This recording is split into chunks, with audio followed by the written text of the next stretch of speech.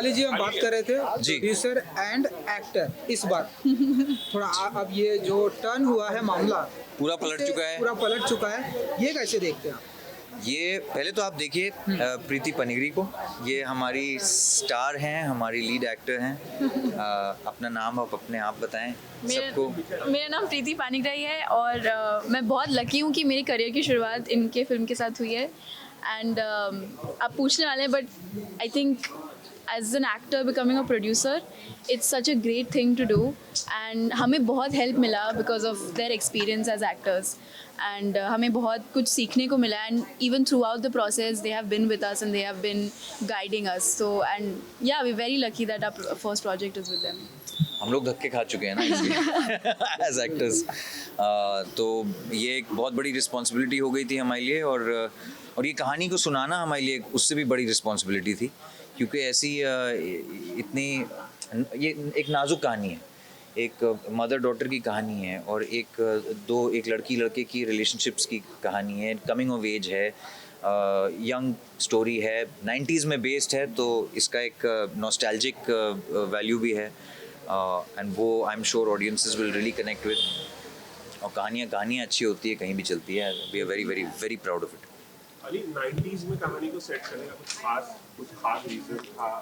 Obviously 90s की आपकी भी बहुत सारी यादें होंगी नॉस्टैल्जिक। जी, इस कहानी को शुचि तलाती ने लिखा है। आई थिंक इसके काफ़ी जो इंस्पिरेशंस हैं उन्होंने अपनी लाइफ से लिए हैं, तो वो भी और एक आइडिया उस वक्त स्कूल्स और बोर्डिंग स्कूल्स में ये जो उसको क्या बोलेंगे, एक कल्चरल क्लॉस्ट्रोफोबिया जो होता था, और जो एक प्रोटेक्टिव नेचर रहता था स्कूल्स और बोर्डिंग स्कूल्स का, वो आई थिंक बहुत खूबी से शुचि ने अपनी स्क्रिप्ट में उसको तब्दील किया और लिखा।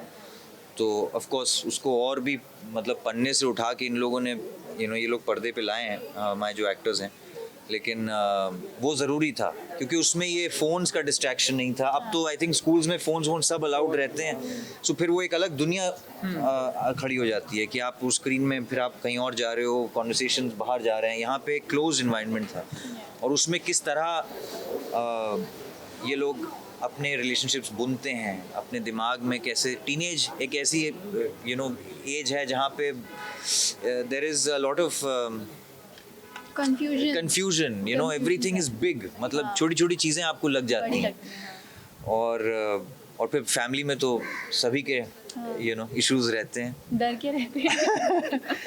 बट 90s में भी बेस्ड है, बट हम लोग 2000 में स्कूल गए थे और हमारे लिए भी काफ़ी चीज़ें रिलेटेबल हैं। अभी भी आप फिल्म देखेंगे तो आपको समझ आएगा हाउ कितनी सारी चीज़ें जो तब से चल रही हैं वो अब से भी चलती आ रही हैं। बस करो यार बस करो, हमारा बारी कब आएगा? चलो जाओ, बाय, बहुत हो गया, बहुत बात कर लिया तुम लोग ने। हाँ रियली, चलो ठीक है, ये हमारी पूरी कास्ट आ गई, ये लोग आपको बताएंगे, आ जाओ, हम लोग बताएंगे और ये लोग खाना खाएंगे। चलो हो गया। सुरिचा जी, हम यही बातें कर रहे थे, सबसे पहला सवाल हाँ कि जी, ये केशव है, केशव बिनॉय किरण जी, मिलिए इनसे। अब आप जो है प्रोड्यूसर बन गई हैं। हाँ जी। सो ये प्रोड्यूसर वाला जरा एक्सपीरियंस शेयर कीजिए कि वैनिटी वैन मिली है आपके एक्टर को, नहीं ये ध्यान रखना है, बजट कितना है ध्यान रखना है, रिटर्न कितना आई आने थिंक हम वाला है, ये लोग ध्यान रखना है। पहाड़ों में थे तो वैनिटी वैन पार्क करने की जगह नहीं थी, तो इन सबको हमेशा मेकअप और ग्रीन रूम मिला था and they were quite comfortable. But मैंने इनसे पूछ लीजिए आप खुद ही। जी, सो इंडोर शूट काफ़ी था एंड स्पेशली फॉर मी, तो we had one room just allotted for us, so it was very comfortable, but I used to try not to stay there and used to be on the set to learn more. But yes. वो क्या करें, वो इतना लंबा है। और ये लोग जब भी आते थे हमारे लिए गिफ्ट्स लेके आते थे, so no complaints. I have hoodies, Dehradun से those cakes. Yeah. अच्छा, चलिए जी, कहानी 90s में सेट है, ऑब्वियसली 90s की आपकी बहुत सारी नॉस्टैल्जिक यादें होंगी, कुछ खास शेयर करना चाहेंगे 90s की अपनी पर्सनल यादें? मेरी तो परवरिश दिल्ली में हुई थी, तो लेट 90s में हम लोग ऐसे ही कभी पार्क में घूमने जाते थे, कभी खान मार्केट में आइसक्रीम खाने जाते थे, कभी जनपद में ऐसे ही गेड़ी मारना बोलते हैं दिल्ली में, वहाँ करने जाते थे। तो it was a lot of fun. Student life is obviously the best, तो उसका आपको यहाँ काफ़ी ग्लिम्सेस देखने को मिलेगा। और फर्स्ट टाइम आपका ऑडियो खराब हो रहा है ना? नहीं ठीक है sir Ali is only making noise. What to do now? हाँ. फर्स्ट टाइम एक्टर्स को चूज करने के पीछे कुछ खास वजह थी कि नए लोगों को मौका दिया?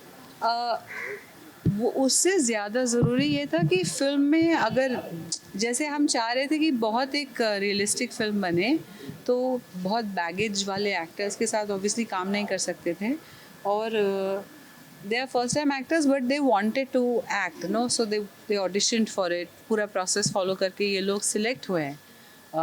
तो आई थिंक वो स्टोरी को वही चाहिए था। कोई परहेज़ नहीं है नेम्स के साथ काम करने में, but it depends on the story, on the cinema that we are making. Keshav ji Richa ji की वो ऐसी कौन सी फिल्म है जो आपको बहुत पसंद है? Masan, no doubt Masan, and of course Gangs of Wasipur. लेकिन yes, I'm a big fan of both of these people. Okay. Thank you guys. Thank you so much. Please eat.